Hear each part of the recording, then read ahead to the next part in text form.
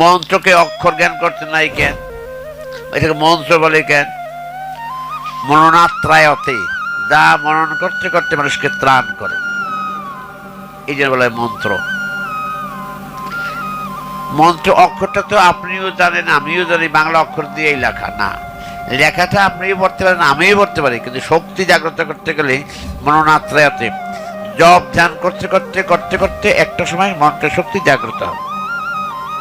এটা সহজে বুঝবেন। আপনার এই গ্রামে বসবাস করেন, ঢাকায় ডাক্তার দেখাচ্ছেন অথবা ফরিদপুর হাসপাতাল ডাক্তার দেখাচ্ছেন, ডাক্তার লিখে দিচ্ছে প্রেসক্রিপশন, ব্যবস্থাপত্র, কাগজটা নিয়ে দিচ্ছেন। এইখানে দোকানদারকে চিনে নেয়, লেখাপড়া বেশি করে না, 4-5 পর্যন্ত পড়ছে, ওষুধের দোকানের কর্মচারী। কাগজ দেখে বলেছে 2 times আফটার মিল, এটা খাওয়ার আগে খাবেন, খাওয়ার পরে খাবেন, এইটা অয়েন্টমেন্ট গায়ে মাখবেন, এটা ফাইজার, এটা ওয়েস্ট, এর অবসলেন্ট কোম্পানি। এই কাগজটা নিয়ে এখানে হেডমাস্টারের কাছে যান, উনি কবে ভাই আমি বুঝি না, পড়তে পারি না। উনি পারবেন না কেন? উনি মেম্বার করছে না রাজ্য কলেজ থেকে, উনি পারেন না কেন? আর এই যে যে 4 পর্যন্ত পড়ছে পাঠশালায়, সে পড়তে পারে, আপনি পারবেন না কেন? মননাত্রায় মনন করতে করতে তার মধ্যে সমস্ত বুঝে।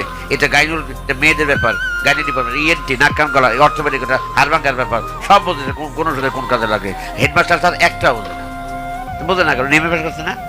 ওনার মন্ত্রের শক্তি ওনার মধ্যে নাই, ওই দোকানদারের মধ্যে আছে। এই যে হচ্ছে মননাত্রায়তে, যা মনন করতে করতে তার মধ্যে শক্তি জাগ্রত হয়। এই শক্তি জাগ্রত হওয়ার এই শ্রীপাদ মহেন্দ্রজি, কুঞ্জদাসজি, মহানামৃতচারী, এরা এই ভাবনায় ভাবিত হয়ে এই মন্ত্রগুলির প্রত্যক্ষ দ্রষ্টা। মন্ত্র জপ করতে করতে শক্তি জাগ্রত হয়, এটি ঠিক।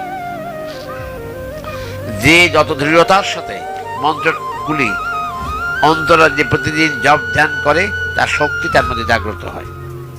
আর না করলে অকার্যকর হয়।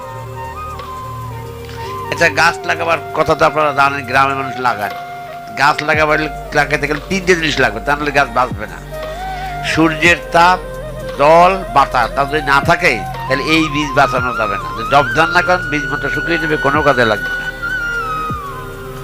3টে জিনিস যদি না থাকে তাহলে আপনি যতই ভালো লাউ গাছ লাগান, কুমড় গাছ লাগান, 3 দিন পর দেখবেন, ওখানে গিয়ে দেখবেন গাছ মরে গেছে।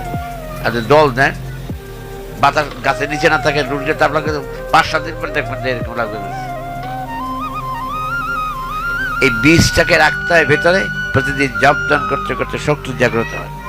এই শক্তির মূর্তিগুলি হলেন শ্রীপাদ মহেন্দ্রজি, কুঞ্জদাসজি, মহানামৃতচারী মঠজি, আরো যারা সাথে ছিলেন তারা সবাই।